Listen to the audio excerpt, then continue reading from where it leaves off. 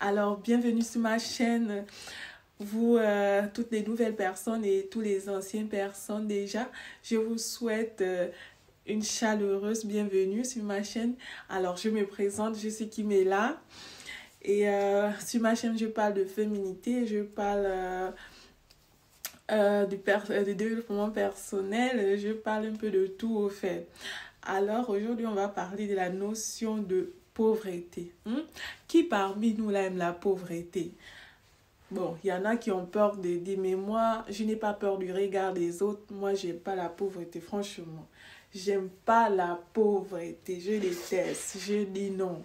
Je refuse même, je dis non, je refuse. Je ne veux même pas que ça rentre chez moi, je ne veux pas. Alors, il y a beaucoup de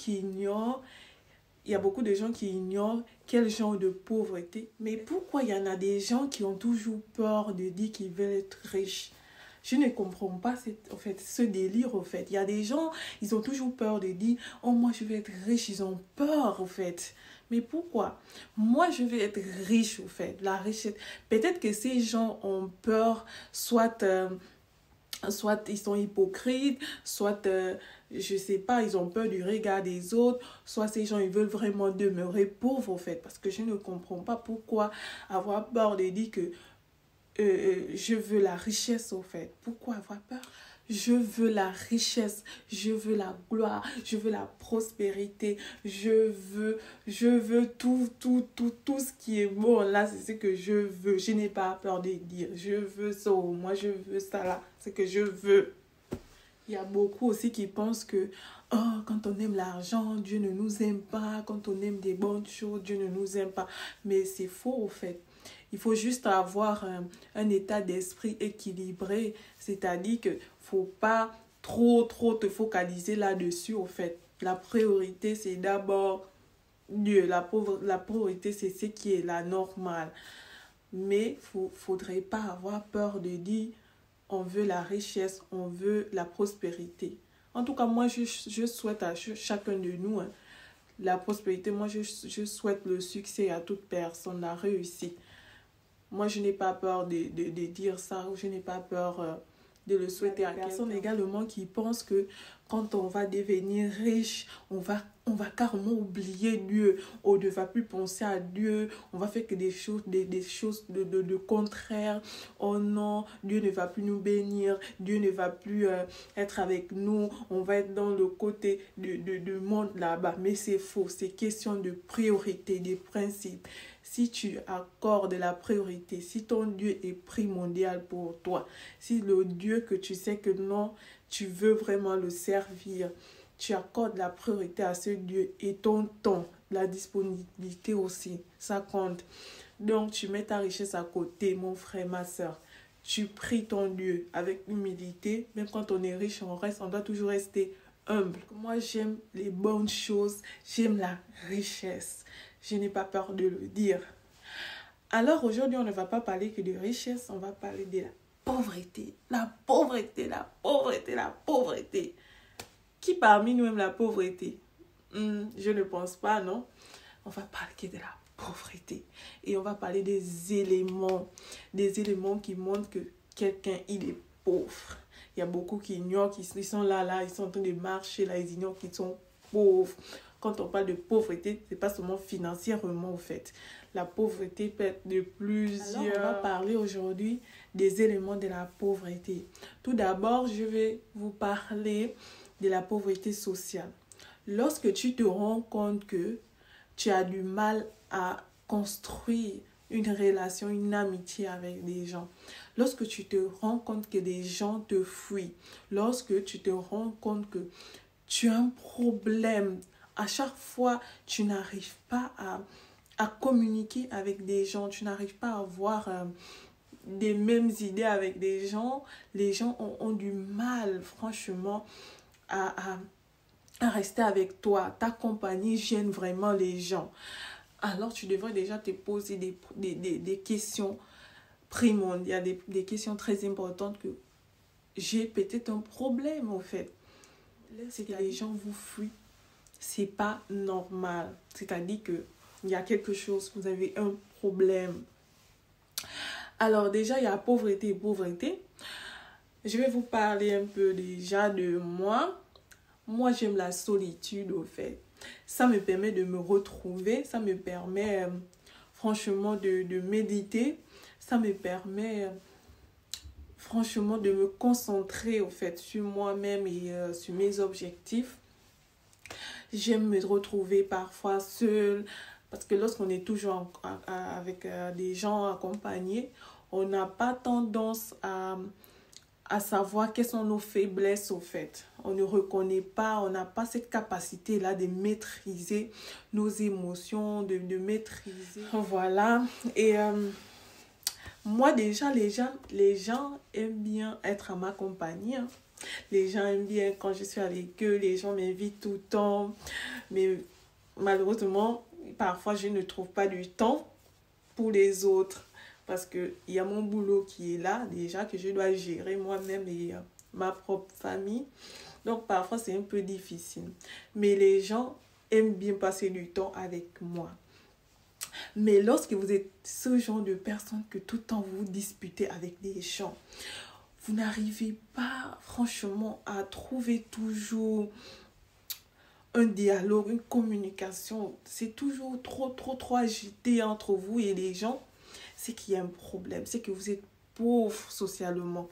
Il y a un problème que vous deviez déjà travailler sur vous, au fait. Alors, si tu as ça, c'est-à-dire que tu dois déjà travailler là-dessus. Parce que chaque personne, chaque être humain, nous avons besoin de l'autre. Personne ne peut vivre toute seule. On a toujours besoin de l'autre pour vivre.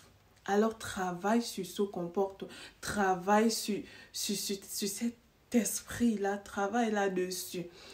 Franchement, si tu as cet état d'esprit-là, c'est que tu es pauvre socialement. Et là, tu dois vérifier, mon frère et ma soeur. Tu dois travailler là-dessus. Parfois, c'est grâce à nos relations, c'est grâce à des gens. C'est grâce à des gens qu'on peut avoir des opportunités offertes. Peut-être que tu pries tous les jours pour avoir un bon boulot. Peut-être qu'un bon poste aussi au boulot. Peut-être que tu pries pour avoir un bon mari. On ne sait pas. Peut-être que non, la soeur de l'autre, ou bien ton ami, ou bien ta copine à toi. Grâce à elle, tu vas peut-être rencontrer, tu vas faire des connaissances.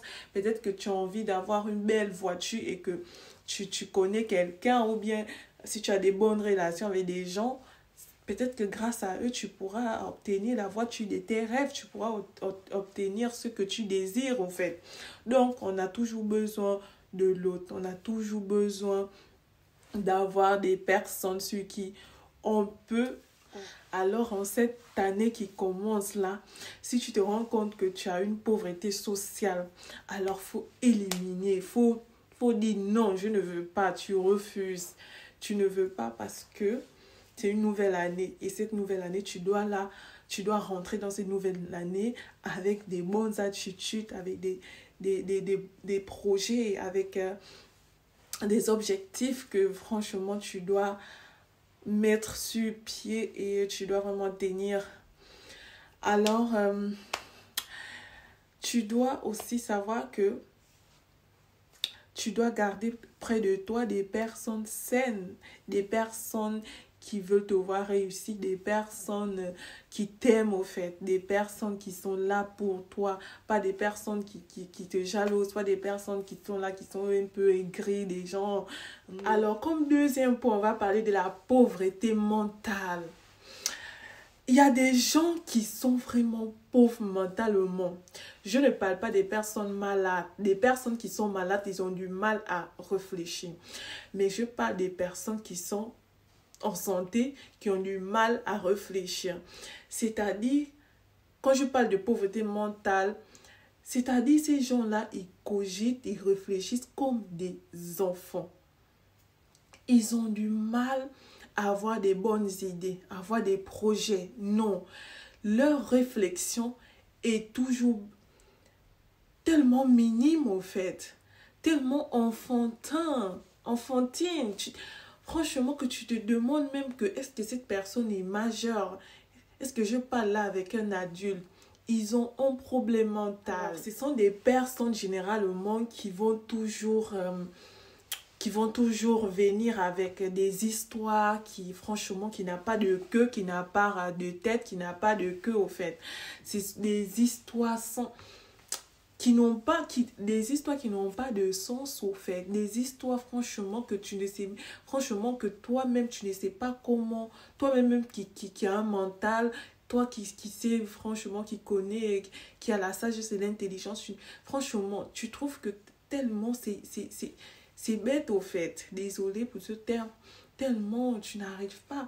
Ils se disputent pour des choses, je ne sais, qui n'ont pas de valeur, des choses que tu peux laisser tomber comme des petits enfants, comme des enfants. Donc, ce sont des personnes qui ont un problème, qui ont du mal à réfléchir. Alors, comme deuxième point, on va parler de la pauvreté mentale. Il y a des gens qui sont vraiment pauvres mentalement.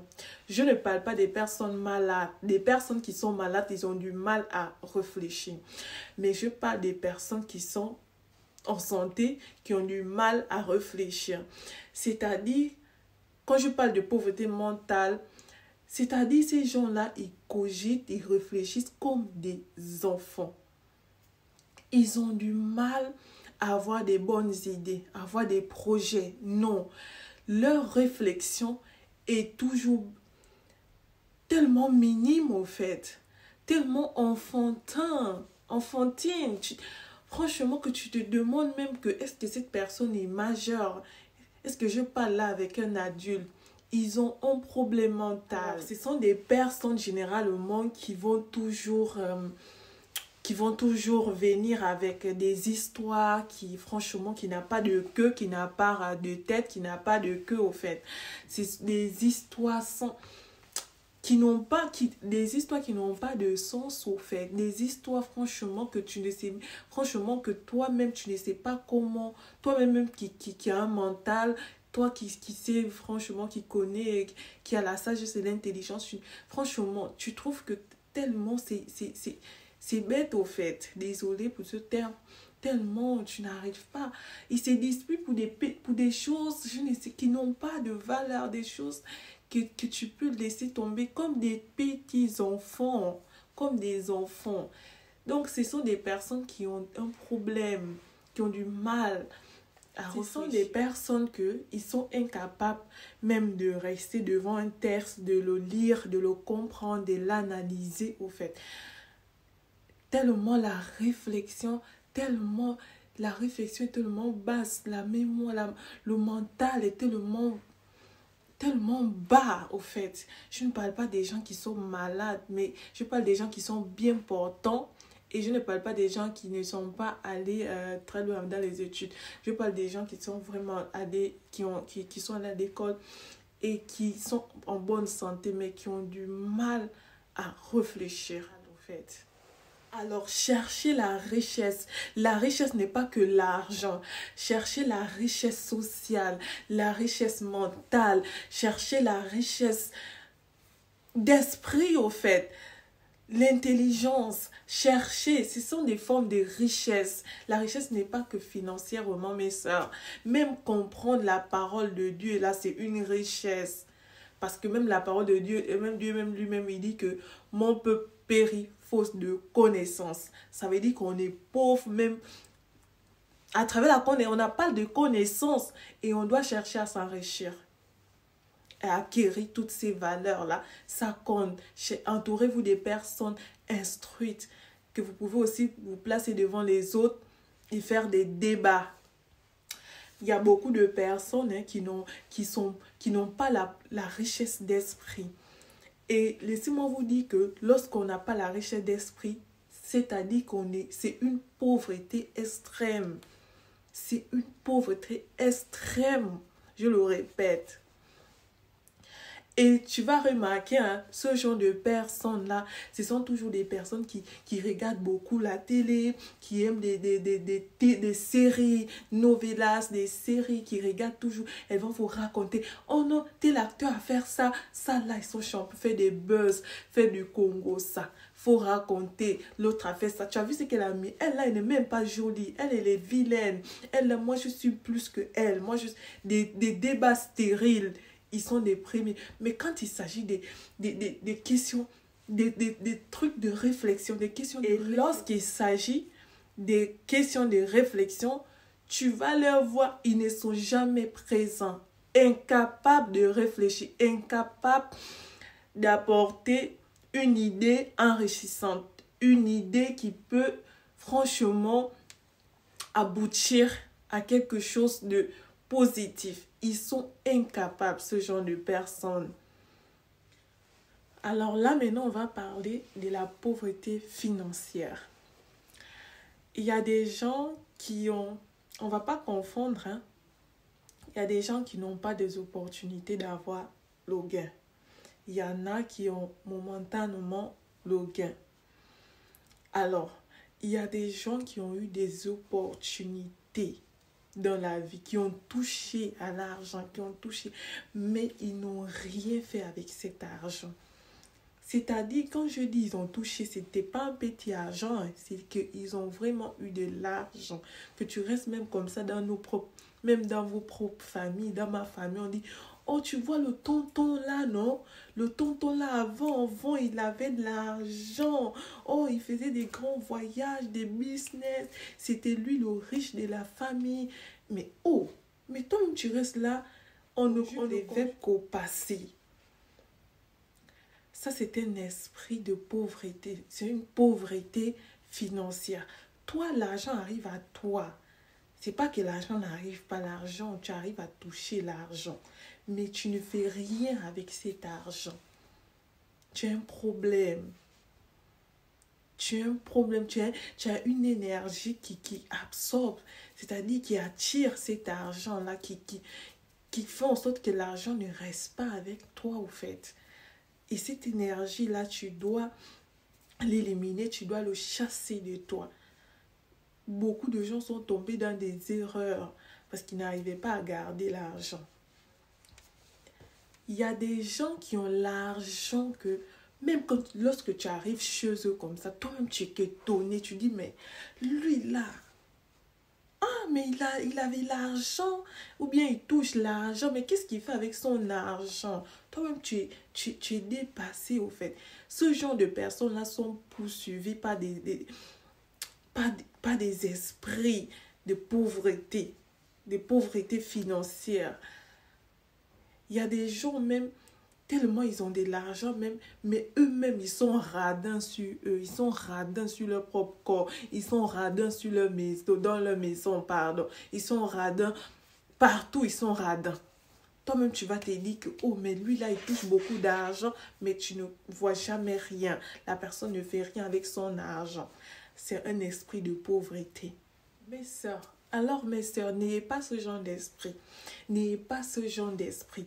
Lorsque vous travaillez, lorsque vous touchez de l'argent, prenez soin de vous. Prenez soin de votre maison. Prenez soin de vos enfants. Prenez soin...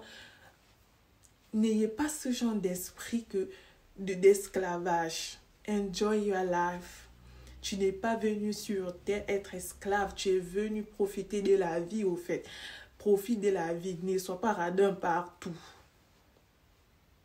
Alors, vous voyez que votre vie est déjà un peu zarbi, un peu là. Vous devez déjà rejeter, vous devez déjà éliminer ce genre d'esprit. Attirer des esprits de richesse. Vous n'êtes pas venu sur terre souffrir de cette façon-là, être esclavage, au fait. Bloquer toutes sortes. Vous êtes des personnes épanouies, des belles personnes. Vous êtes des personnes qui voulez profiter de votre vie, vous voulez faire des bonnes choses, des grandes choses, alors faites-le. Essayez d'être optimiste, essayez d'être positif et tout ce que vous entreprendrez réussira à coup sûr. Alors prenez soin de vous. On se voit à la prochaine pour une autre vidéo. Ciao!